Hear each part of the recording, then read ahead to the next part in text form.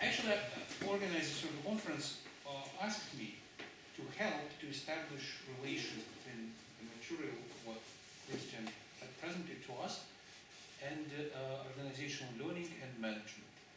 And I'm glad to do that because, at least indirectly, it relates me to this marvelous masterpiece of lecture art. We have witnessed it. It was incredible. Not saying a word that personally I'm very interested in these linear sequential systems, which I plan to learn and to use in my work. What I'm going to do, I'd just like to show you on some particular example, which Christian already mentioned, I mean, these genetic networks, that indeed it's related to management directly. But first, this is the part of one of the slides from Christian, I mean, core features of sequential dynamic systems. I just add a number of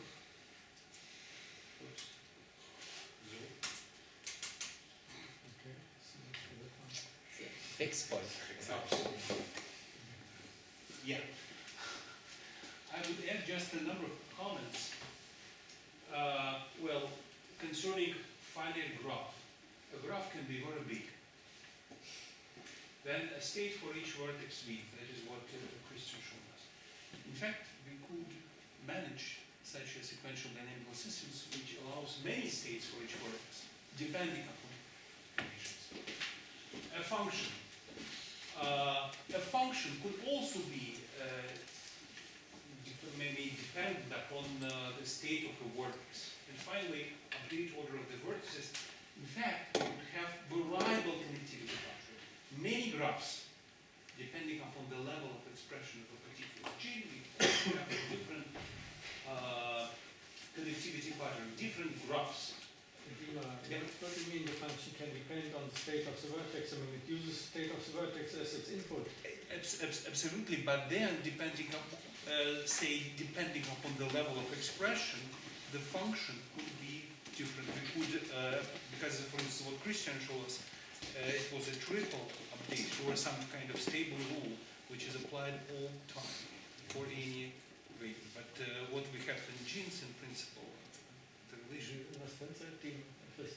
You're absolutely right. So the stuff that I presented is totally static, but what he's saying that in gene regulatory networks, you actually want to change the function depending on other parameters. So you actually are able to have a function that is self-indexed by the state or changed by the state. Yeah, but the state is input anyway. True. Yes, but okay. So, but updating rule.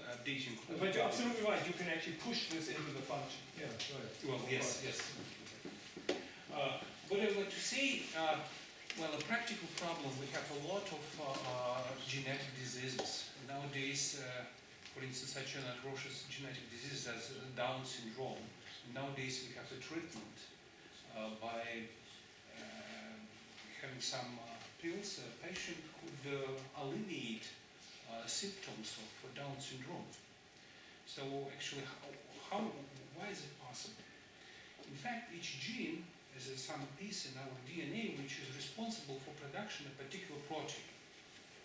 And the production starts being activated if the level of expression of other genes, I mean proteins produced by other genes, exceeds or gets below some particular threshold values. So we have a system that is a characteristic time of 6 hours of switching in between different states. I mean, each state is marked by a particular relative concentration of proteins produced by say, genes in this soup. And in fact, the state of the system is always, state vector of our system is just a particular relative concentration of proteins in the system.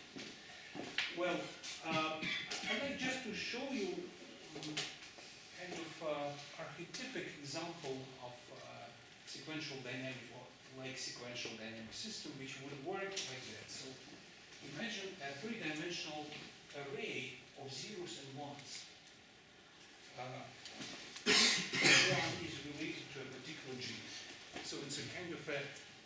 connectivity matrix, three-dimensional connectivity matrix. So actually, each store in this column is a particular level of expression. See, at each level, I have a different connectivity pattern. Here it would be like that, zeros and ones. On some other level, it could be different. And then, okay, so how this system is working? So we have some state vector. And if we play with this system, we will see that it's really fine. State vector indicates the level of expression of particular G's. So we just encode the input. Each row in this array is a row of zeros and ones. Then I sum through all rows of zeros and ones and get the new state vector. And then it serves as an input vector again in this machine. So it's a quite simple, simply working system. And the question is, what would be the outcome? I mean, what kind of behavior could be observed in this system if we know the structure of this array? Indeed, there are fixed points and oscillations, usually. What are those fixed points? Down syndrome, for instance, or a healthy state. It's a particular fixed point.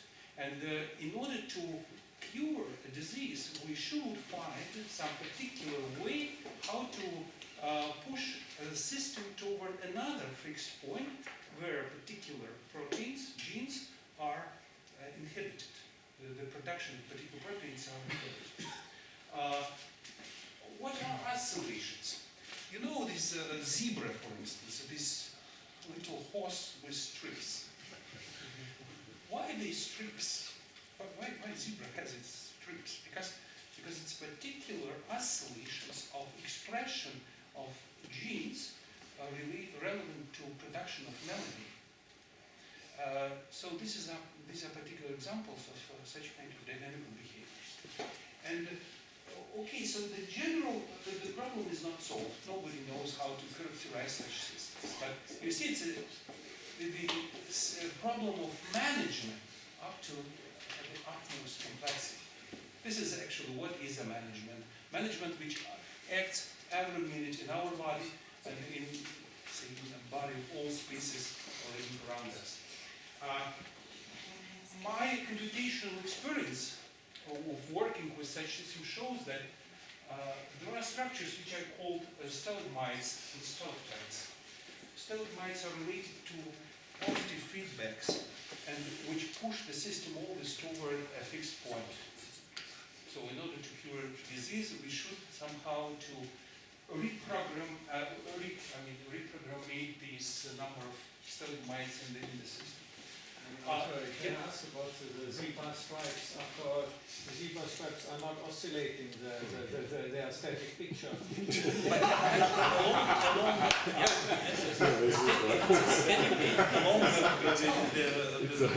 Psychedelic zebra. We have steady waves of, and the same is for wasps, for instance. And there are experiments with Drosophila.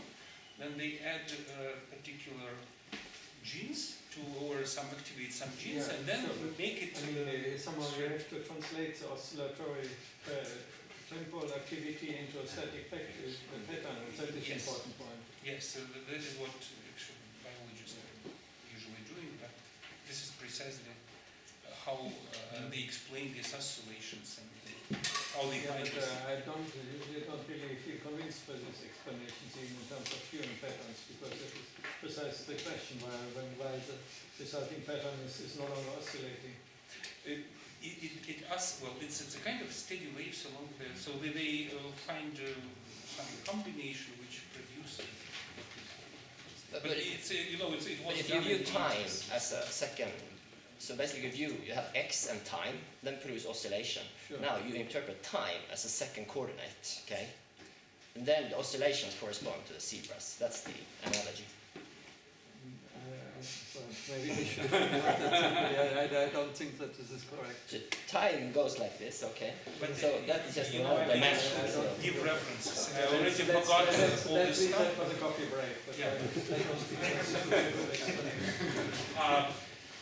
In order to produce oscillation, it's necessary to have negative feedbacks, and it is related to stalactites.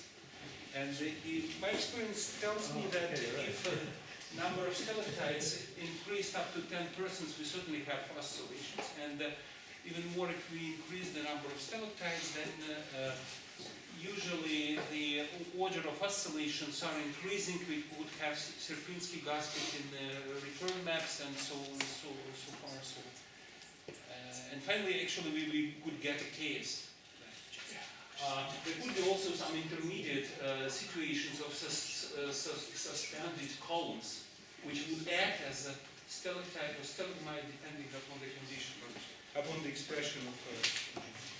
Well, so you see some visuals on the horizon. I mean that the system is very well.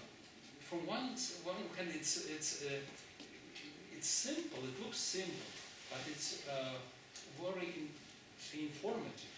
By studying these quite say direct simple system, we could understand many things about our ability to change the environment and our ability to say,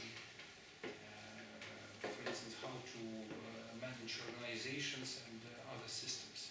So you see that in principle we could define systems which functions and connectivity patterns are varying. It's not a rule that we should mandatorily think in terms of.